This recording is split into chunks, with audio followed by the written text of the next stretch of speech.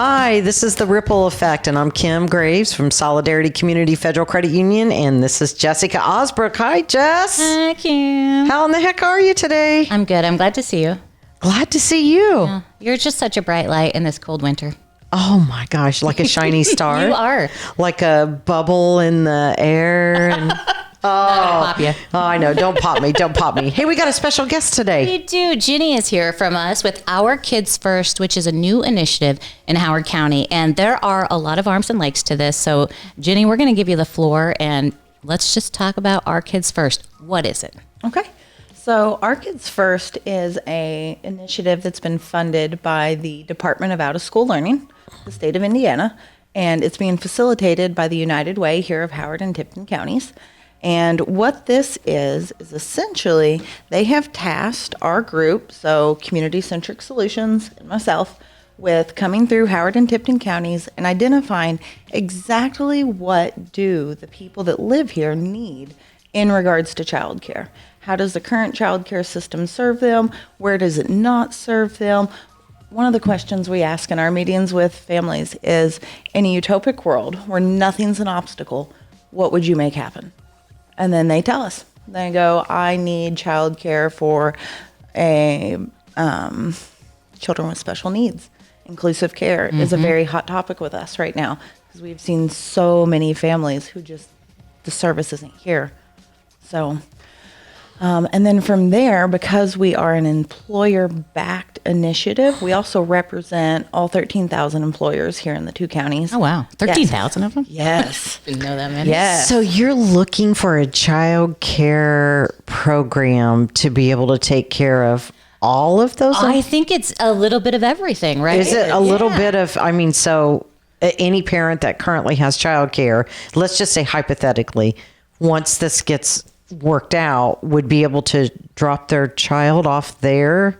Well, I think it's more of a, like, kind of, for lack of a better way to put it, like a listening campaign where you go through the first part and you're like, okay, we know childcare is an issue in Howard County. It's an issue everywhere. And we have shifts all around the clock. So what are single moms who work third shift doing with their kids? I mean, I think first we're just trying to figure out what we don't have. We don't know what we don't know. So that was the focus of prong one, which we have. It's one of those things where we've wrapped it up, but we can revisit it if we determine we need to. I'm sorry, we wrapped it up and we're not going back there. Right. It's on pause. So it's on pause because we think we have enough data to move forward. It's not so much of building a new childcare system as it is how can we expand the current one. Okay. Y'all have some wonderful providers here. I mean, there are daycare systems here in town who not only provide childcare, but then for an hour and a half a week, send a social worker into the family's home just to help this family with social emotional learning and how their families can better function. I had no idea. Neither did I. And I wonder how many people didn't know.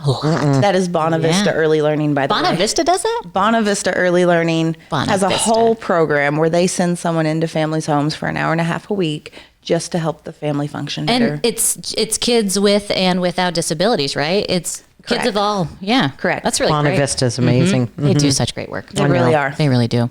So at the end of this, we will submit a report to the Department of Out-of-School Learning with a list of micro solutions. And what that means is things that could be funded. So we're looking for fundable opportunities right now.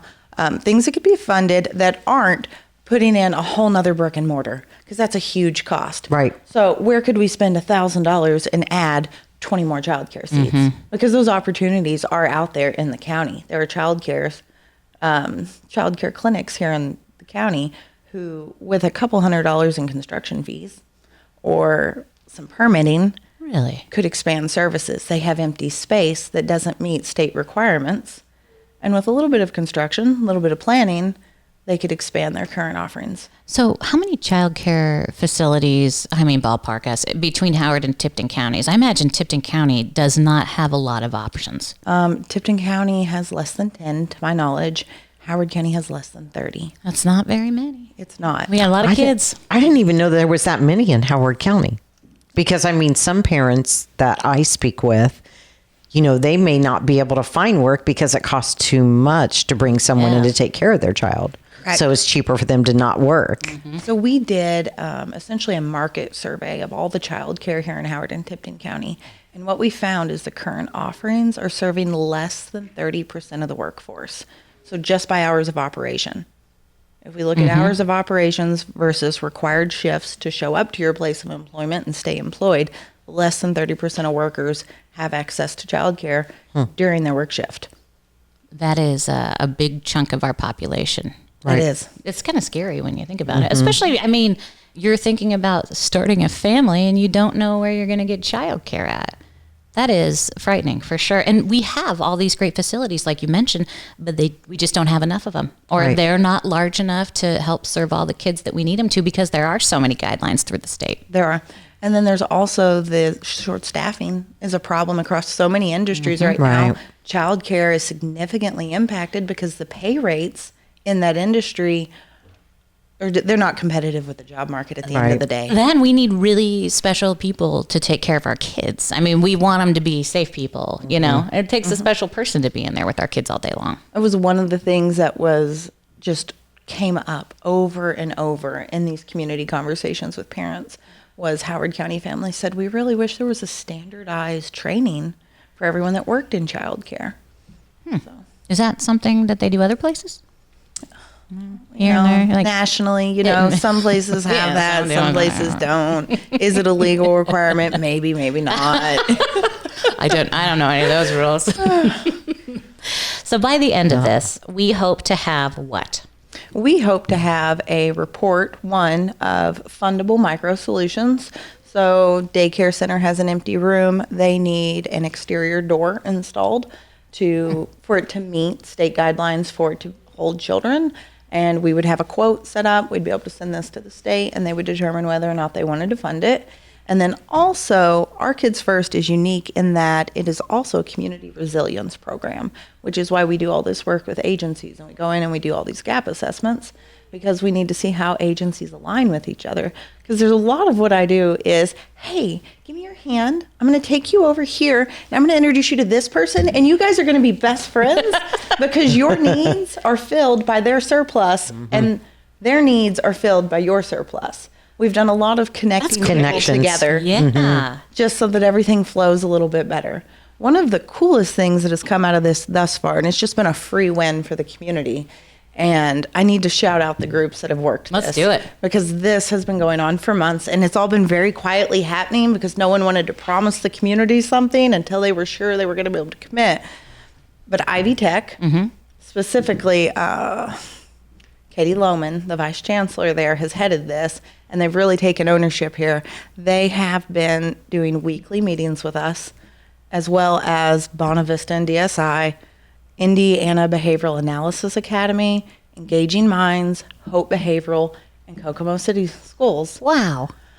All in the efforts to bring a registered behavioral technician program to town, because all the ABA services, which serve kids on the spectrum that need behavioral therapy, are short-staffed. And one of the things was there was nothing in town to train folks to go work in this industry. You might be surprised to hear, but this is not the first time we've had this conversation on this podcast. Is it really? It is not the first time. It is not. They're looking at that program opening this spring. Wow. Yes. It should be opening this spring. Yay. They're already a registered testing site. They're building curriculum now. We're doing weekly meetings until this rolls. So exciting. exciting. I know. Yes. That is so exciting. It just keeps coming out on this podcast. Breaking news here. I know. Yes. I know. Yes. The person who told us said, it's still kind of a secret, but that was a while ago, so we're not going to worry about that. The secret's out. The secret's out. Yeah. We got Hot approval news. for what it's worth. We got approval Wednesday to talk about this publicly. That's so great. That is so We need the little breaking news flash across the screen. Yeah. This means hundreds of children are going to come off of wait list for services. Not to mention this creates jobs starting at $17 an hour up to $25 an hour. That's starting pay Wow. rate for these positions. That's awesome. That's great. Yes. That is major economic development for the county. People can go to work. Yes. I know. They can rely on somebody to watch their child at night. And all of these jobs, the hours function during current daycare hours. So they will be population that can be served by the current childcare system as well. That's so cool. This was It's just a win-win. win. It's a across every win-win. board. Yeah. Well, I bet that was exciting. Yes, and it's going to save operational costs for some of these ABA services.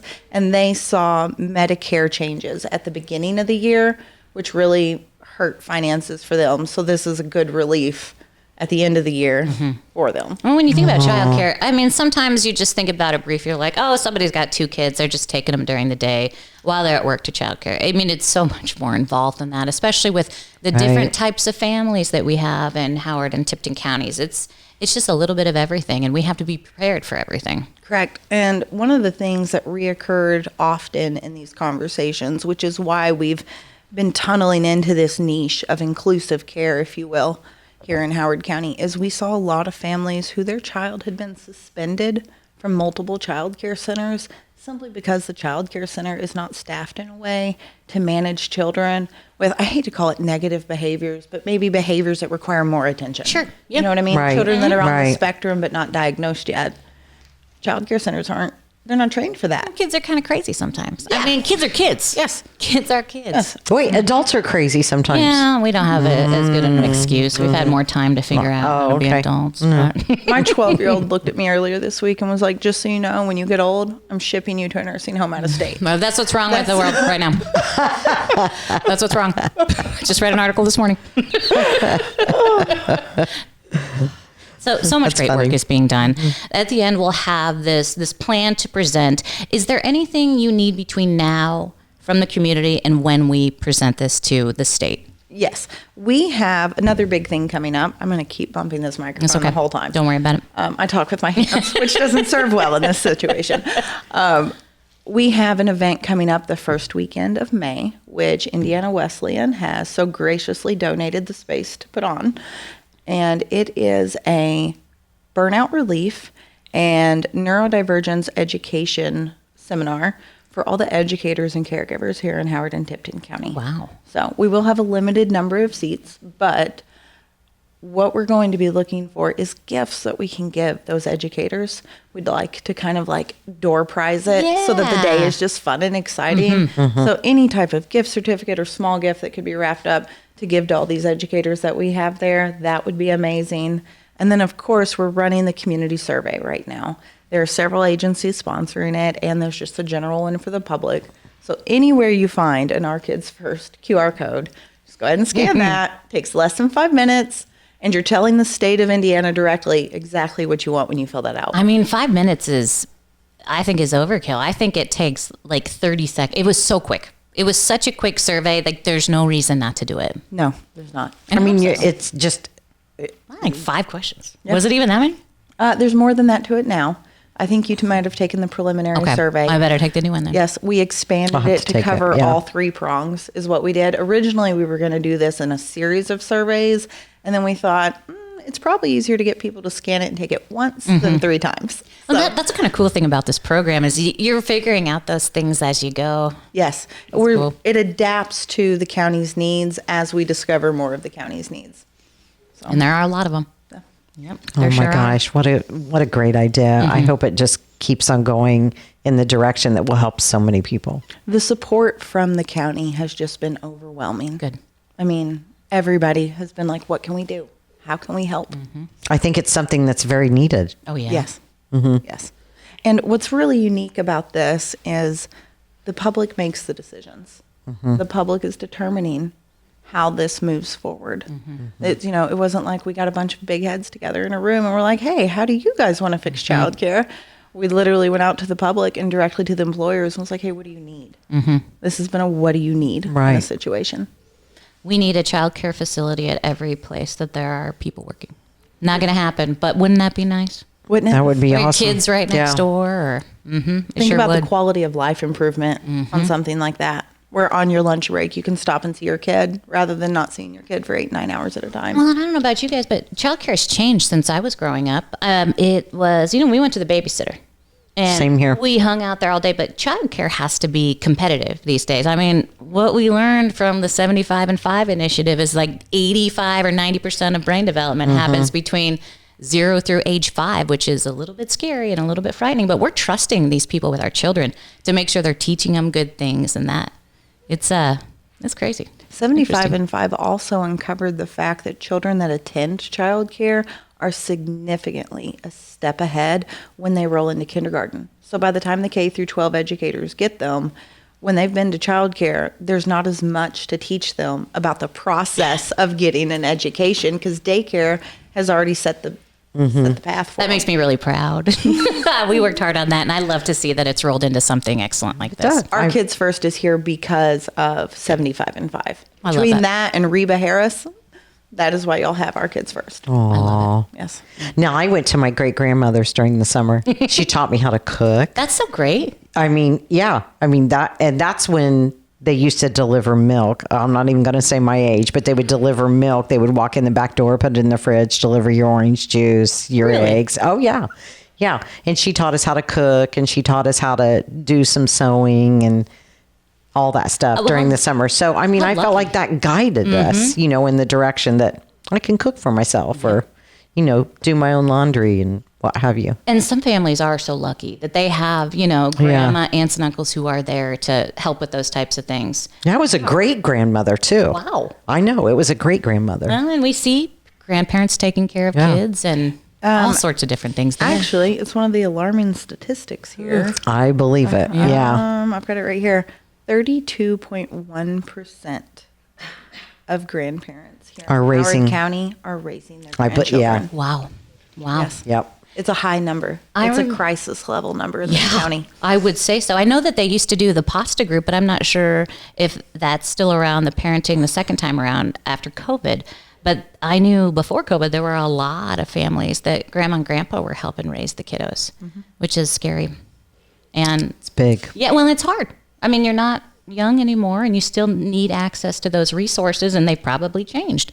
And I since- would imagine my energy level is going to be drastically different at 60 than it was at 25 when I had my son. I mean, I would think I would want to retire. I wouldn't think about raising kids That's not all what you're over planning again. for. Yep.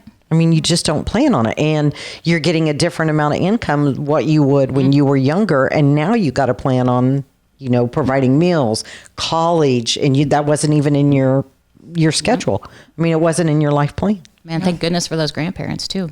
Right. Yeah. I mean, if not, they would, who knows? Who knows? If not, it would be the foster care system. Yep. Yeah. And I read an alarming statistic about kids in foster care too, that when they age out of the system, that they contribute, they're 50% of the homeless population. I just read that Absolutely. this morning, that kids aging out of foster care they make up 50% of our homeless population because they don't have anybody. They don't have anybody there for them. So anyway. This makes me sad. Yeah, me too. But that's why we have these types of programs and Right. initiatives. When people like Jenny and her team see, hey, we got to do this. We got to find out this information, and they do all this great work for us. How helpful for our community. Go, girl. On that note, I'm sorry to anyone I chased down a hallway, and there are some folks here in the county that will tell you. person we want doing this. I've gone running down the hallway, screaming people's names, going, "Come here!" You're not going to hide from me.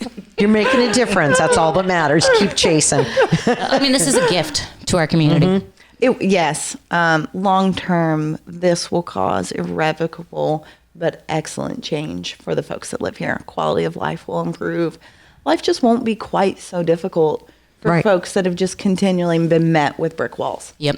Yeah, for sure. And, Taking a huge stress off their shoulders well, and then we in so many ways. so many different things. Like, okay, so let's say you have a job where you have two jobs. Between the two jobs, you don't make bad money at all, but you don't have any insurance, right? Right. And then you get that job where you do have that insurance and that full-time job, but maybe some of the assistance you were getting just drops right off. I mean, we help people, but sometimes we set them up for failure too.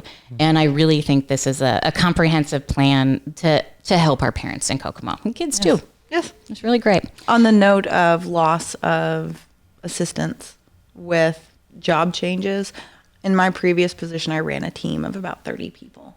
Multiple times over the years did I have an employee come to me after review and be, "Please don't give me that raise. Please don't give me that raise. If you give me that raise, I'm only going to see," and it would be about $100 a month an increase, but I'm going to lose hundreds of dollars in assistance. I will be homeless if you give me that raise. Yep. I heard that so many times over the years. Yeah. Yep. But they were smart enough to know it. I mean, Right. yeah. Right. Good for them, Yeah. for sure. Every time I was like, no quarter an hour for you. No way. Get out of here. You're doing great. Yeah. You're doing an excellent job, but you're not getting a raise. Please don't leave. Please stay here. We like you. I would go here. It's under the table. Here you go. All right, Jenny. Any more questions about Our Kids First? Again, what's the best place to reach out to you? The best place to reach out to us is on Facebook. Okay. We monitor that every day. So shoot us a message. And then my cell phone number is plastered all over town at this point. You can text or call me and I will help you. And what's that number? That is 765-469-9903. Thank you. We'll be calling you later, for sure. Jenny, thanks again. From Our Kids First, thank you for watching the Ripple Effect podcast. I'm Jessica Ausbrook. This is Kim Graves. We're from Solidarity Community Federal Credit Union. Thanks for joining us.